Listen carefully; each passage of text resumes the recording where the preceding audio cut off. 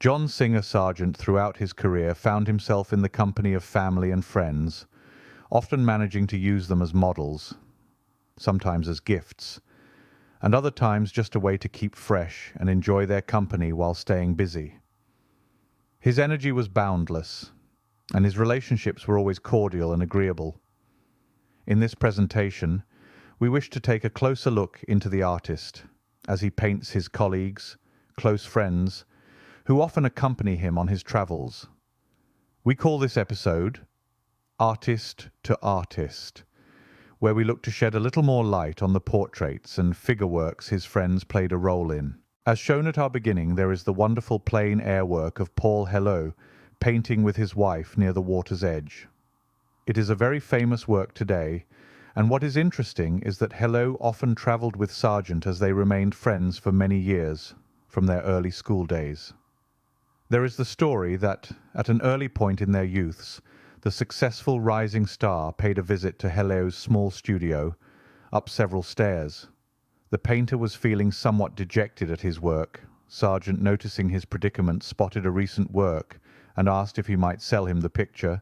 Helot agreed, and Sargent gave him a generous 1,000 francs. That was the start of their friendship, and a boost to his career he never forgot. Sargent was generous throughout his life.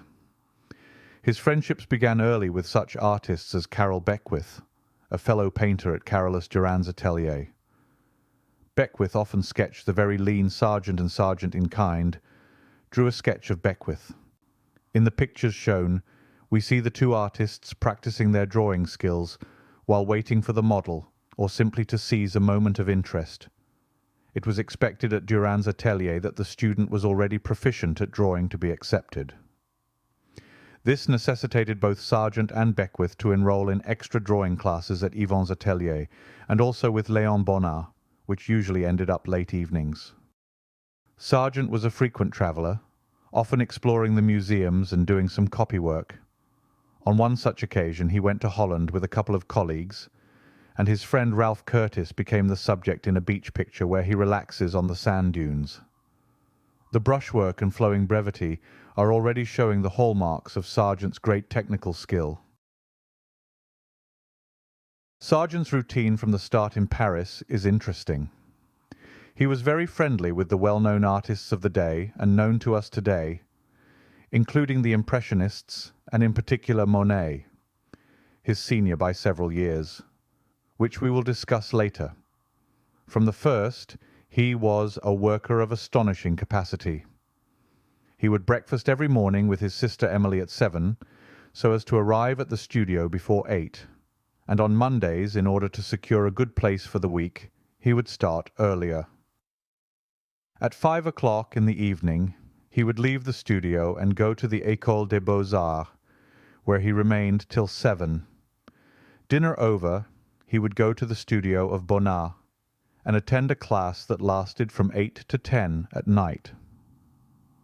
On Sundays he worked at home, dining with his family and bringing fellow students into the radius of that encouraging milieu. Among these were Carroll Beckwith, Frank Fowler, Edelfelt, the Finnish painter, and fellow American J. Alden Weir. With all this, he found time for music and for reading. Paul Helot, then a fellow student, remembers him as always dressed with distinctive care, in a world that still affected the baggy corduroy trousers, tight at the ankle, the slouch hats or tam o'shanters, and the coloured sashes associated with the Latin Quarter. Sargent was a striking figure as he walked down the Rue Bonaparte to the École des Beaux-Arts, and was already a little noted and recognised as one of the very few whose future could be looked on as definitely certain.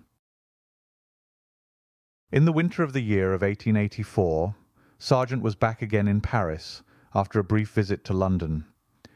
There he was at home among the painters Degas, Renoir, Sisley, and Pissarro.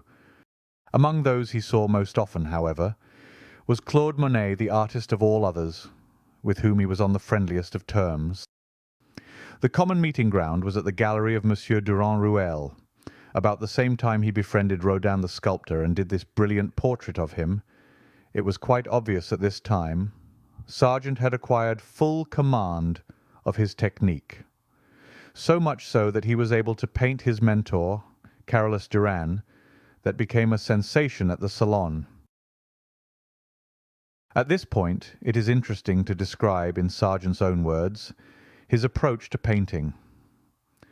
I had been taught to paint a head in 3 separate stages, each one repeating: first start in charcoal, followed by a thin colour wash, and lastly in paint. However, Sargent had over the years streamlined this method whereby the head developed by one process.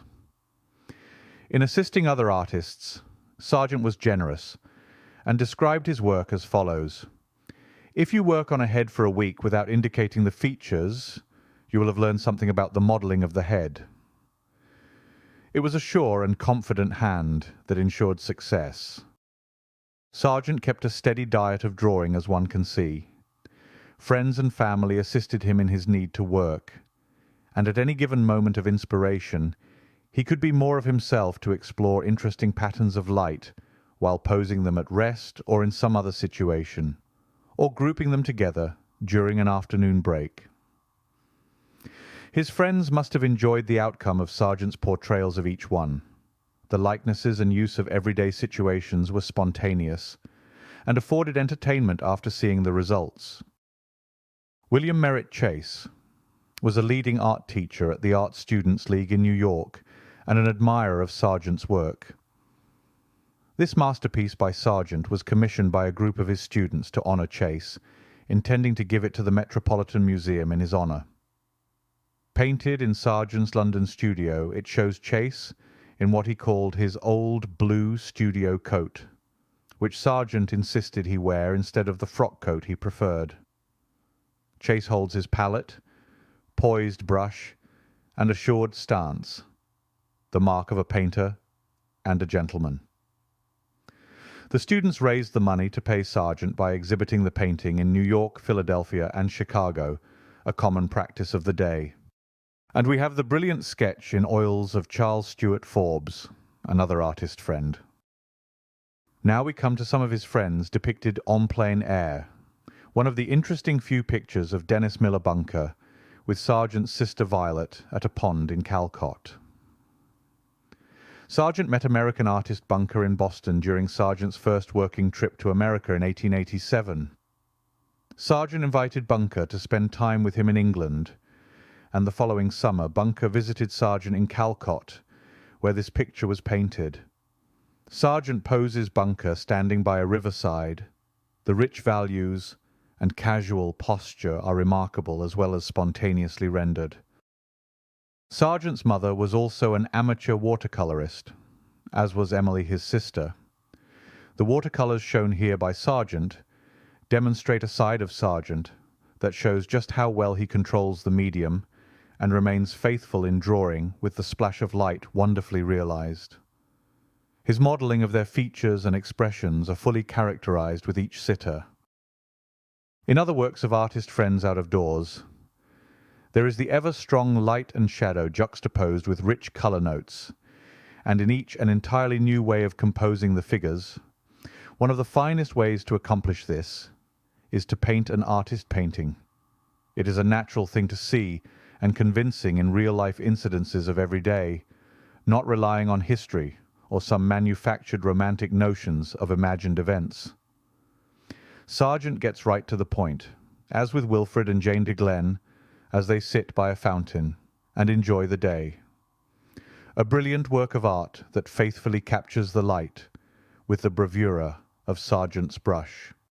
Returning for the moment to a story on Monet, we find the same dedication and fervent passion as told by Sargent. The fidelity that Monet would multiply his representations of the same object, as when he painted 50 canvases of one haystack, and repeated his many studies of the Rouen Cathedral. Sargent used to say that when he visited Monet at the Savoy Hotel, he found him surrounded by some 90 canvases, each one the record of a momentary effect of light over the Thames. When the effect was repeated, and an opportunity occurred for finishing the picture, the effect had generally passed away before the particular canvas could be found. Not deterred, Monet persisted in his quest to get it right, as faithfully as possible, but more importantly to represent a painterly solution to the visual effects he demanded. As can be seen in many of the unfinished works, the thought that went into the final work as seen here, his ruthless approach to get a thing right straight away, to avoid a false start as the expression goes, was not just hyperbole. He goes on to share, commence fusing tone into tone each time, till finally, with a deliberate touch, the highlights are laid in. This occupies the first session, and should the painting not be satisfactory, the whole canvas is ruthlessly brushed together. The object is not to allow any parts to get out of sync, to interfere with the principle of oneness or unity. The brushing together rendered an opportunity to attack the problem afresh. So at every session, each attempt resulting in a complete visualization in the mind's eye. Sargent would press home the fact that the subtleties of paint must be controlled by continually viewing the work from a distance. Stand back, get well back, and you will realize the great danger there is of overstating a tone. Keep the thing as a whole in your mind. Keep tones so subtle as not to be detected on close inspection. Can only be adjusted by this means. Sargent was well aware of the pitfalls that await the painter of a trendy world. He tried again and again to escape, and he often, in his letters, expressed his fatigue. He wearied of the limitations imposed by his commissioned art. Painting those who want to be painted instead of those whom the artist wants to paint leads inevitably to a bargain, to a compromise between the artist's individuality and the prerogatives of the client. So, his excursions into plein air painting were to be his liberator, but Sargent gave it all, his integrity as a painter, and the honourable lofty position a master must reach never wavered. He was the consummate painter.